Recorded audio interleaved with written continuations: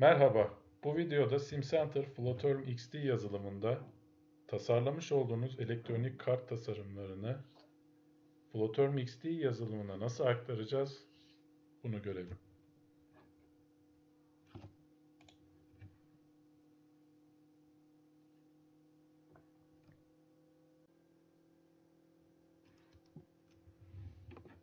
Yazılım ilk açıldığında yukarıda bulunan Yeni butonuna basarak bir montaj dosyası oluşturalım.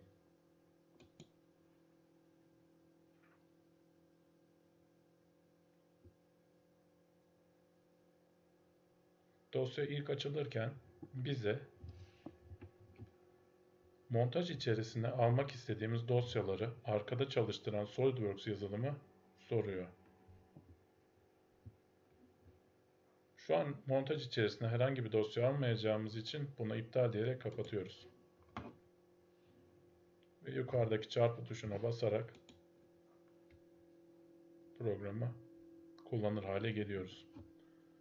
Öncelikle yapmamız gereken bu açtığımız montaj dosyasını kaydetmek.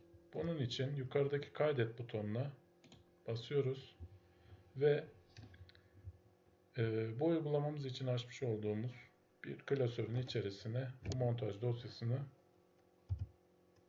ekliyoruz, kaydediyoruz.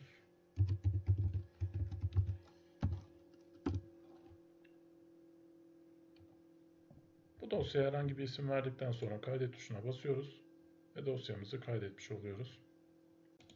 Bundan sonra yapacağımız kısım sol tarafta menüde bulunan Components bölümüne bastığımızda yukarıda dikkat edeceğiniz üzere bazı butonlar aktif hale geldi. Burada Import EDA Data adı verilen yeşil renkli butona basmak. EDA Bridge adı verilen bir köprü yazılımı ile piyasada bulunan çok çeşitli elektronik kart tasarım yazılımlarından ODB++, IDF ve benzeri videonun alt tarafına hangi formatlarda dosya çıktısı alınabildiğini yazıyor. Bu formatlarda dosyaları alabiliyorsunuz. Bunun için yapmanız gereken Import EDA File butonuna basmak ve tasarım programından aldığınız dosya çıktısını seçip aç demek. Bize burada bazı seçenekler sunuyor. Bu default ayarları değiştirmenize gerek yok. Ardından OK tuşuna basarak kartın köprü yazılımına yüklenmesini sağlıyoruz.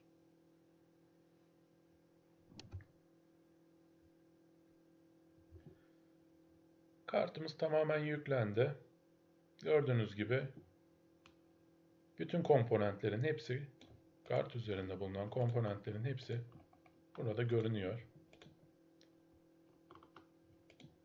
Onun dışında kart üzerindeki katmanların hepsini burada rahatlıkla görebiliyorsunuz. Yine aynı kart tasarım programında termal dataları da eğer girmişseniz bu termal data verilerini de çıktı almak ve bu programa import etmek mümkün. Bu tasarım programlarında virgülle uzatılmış değer olması lazım, uzantısı. Bir saniye bakalım.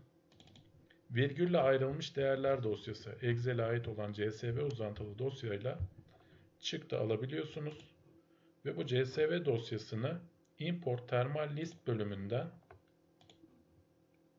veya Excel formatıyla da alabiliyorsunuz. Eklemeniz mümkün. Bu arada dosya formatını da göstereyim. Normalde programdan zaten bu formatta dosyayı alabiliyorsunuz. Yine aşina olmanız açısından bunu bu şekilde gösteriyorum. Termal verilerimizi de yükledik. Şimdi buradan bir komponente tıklayalım. Mesela U8 komponenti.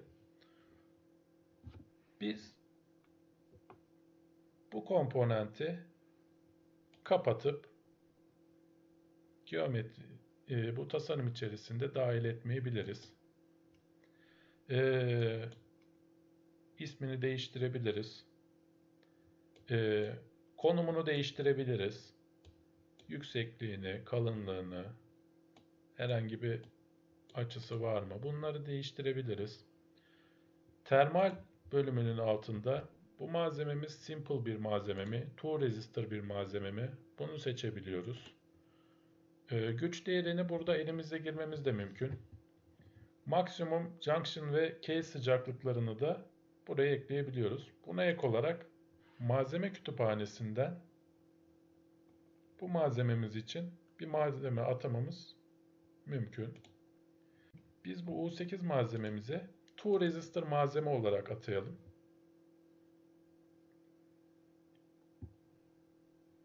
Tool resistor malzemelerde bildiğiniz üzere junction to board, junction to case değerlerine sahip olmamız gerekiyor. Bunlar, daha doğrusu şöyle söyleyeyim, tool resistor malzemeler kart üzerinde karta veya ortama farklı dirençlerde ısılarını aktarabiliyorlar. Bu farklı direnç yapılarına da junction to board, junction to case değerleri diyebiliriz. Biz şimdi bu U8 komponentimize temsili junction to board değerine 32 diyelim. Junction to case değerine de 0.4 diyelim.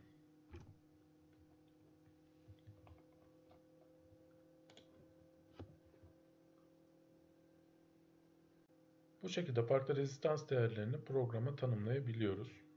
Bu kısma gelecek olursak, bu kısımda da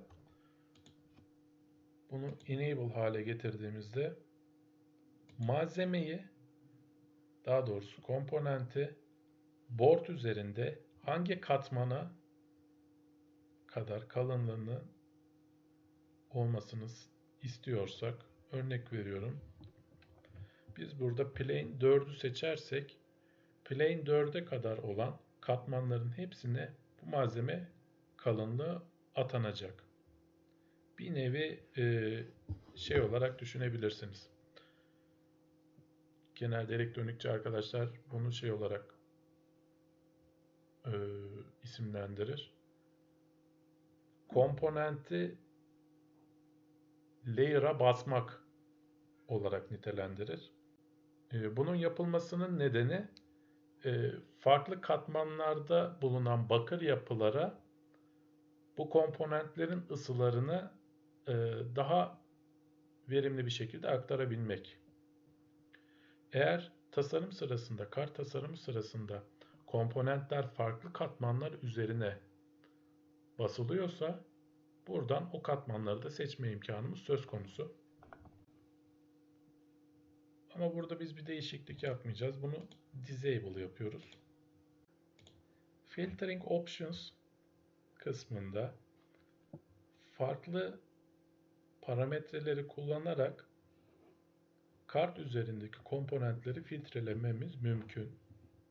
Örnek verecek olursak 0.1 watt değerinin altındaki komponentleri dahil etme şeklinde bir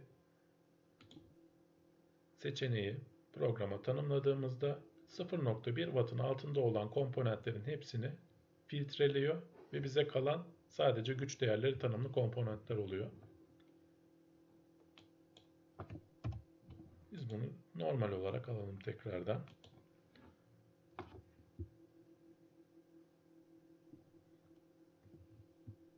Flowterm XT 2019.3 versiyonu ile birlikte Power Mode Editor adı altında yeni bir yapı getirdi. Burada farklı güç profilleri oluşturarak kartın çalışma koşullarına göre farklı güç değerlerini karta tanımlayabiliyoruz. Yani belirli bir sürede, örnek veriyorum, A komponenti çalışmıyor. O süreden sonra çalışmaya başlıyor. Veya kart tam güçte çalışırken uyku moduna aldığında kullanıcı bu kartı uyku moduna aldığında farklı güç değerlerinde çalışıyordur bu komponentler. Bu tarz durumları simüle edebilmek adına buradan güç değerlerini değiştirebiliyoruz. Yeni güç değerleri, yeni güç haritaları oluşturabiliyoruz. Burada default adı verilmiş buna. Örnek vermek adına buna kart açık olarak girelim. Yeni statik ve dynamic olmak üzere iki farklı güç modu mevcut. Bir statik modu daha girelim. Buna da kapalı diyelim. Kartımız kapalı olduğunda hiçbir güç almıyor olarak düşünelim. Üzerindeki hiçbir komponent güç harcamıyor olarak düşünelim. Bir de Dynamic Power Mode koyalım. Buna da ne diyelim? Çalışma diyelim.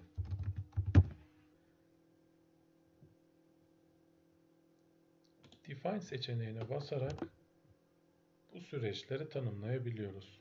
0. saniyeden 60 saniye boyunca kartımız açık. 60 saniyeden sonraki 40 saniye kapalı. Ardından gelen 300 saniye boyunca kart açık.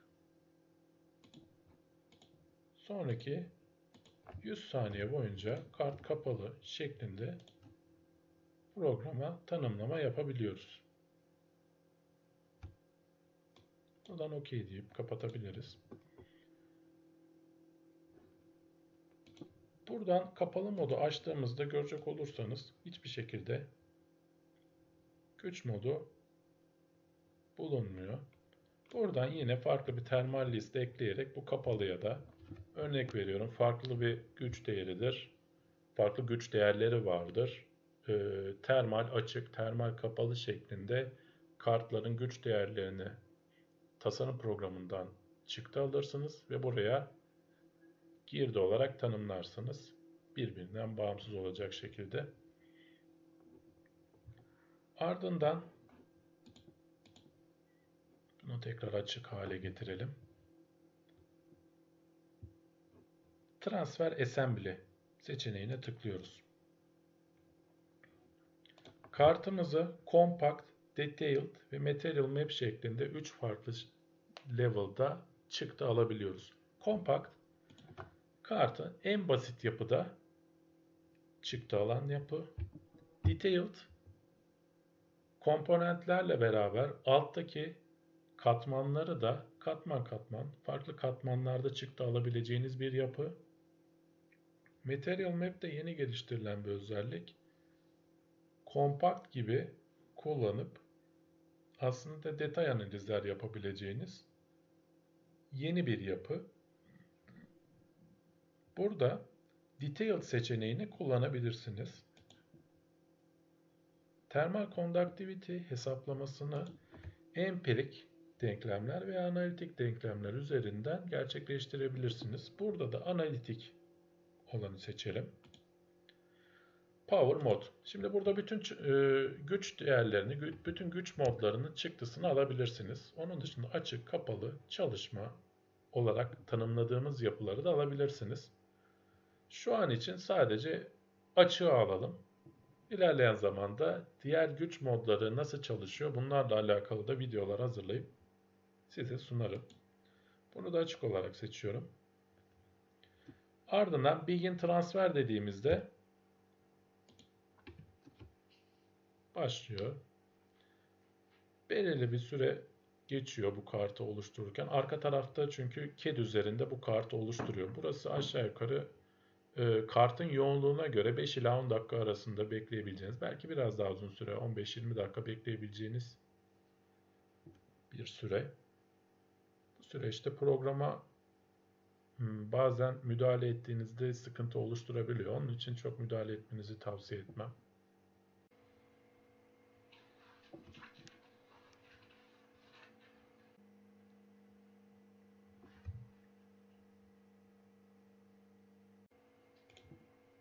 Gördüğünüz gibi kartın tasarımı geldi. Karta biraz yaklaşalım.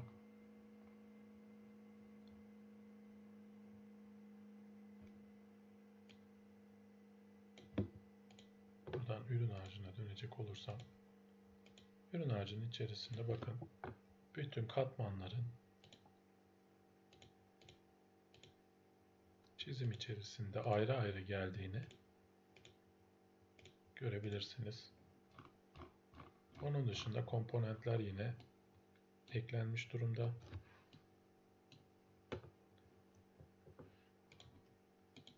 Platform XD menüsüne dönecek olursak, burada komponentlerin hepsi, bizim programdan aktardığımız komponentlerin hepsi tanımlanmış şekilde, hatta termal verileri dahil girilmiş şekilde programa geliyor. Örnek verecek olursak az önce tanımladığımız U8 komponenti neredeydi bakalım şuradan.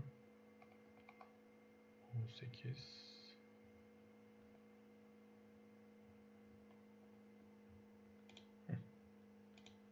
U8 Network Assembly olarak tanımlanmış. Bunun özelliklerine bakacak olursak,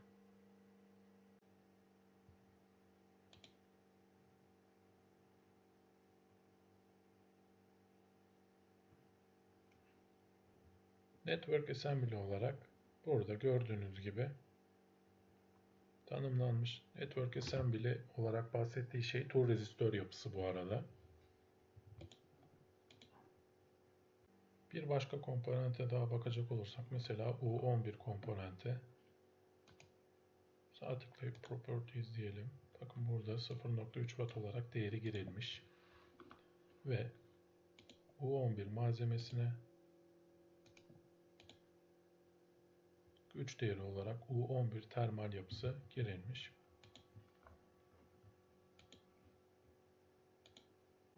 Bu videoda anlatacaklarım bu kadar. Sormak istediğiniz sorular olması durumunda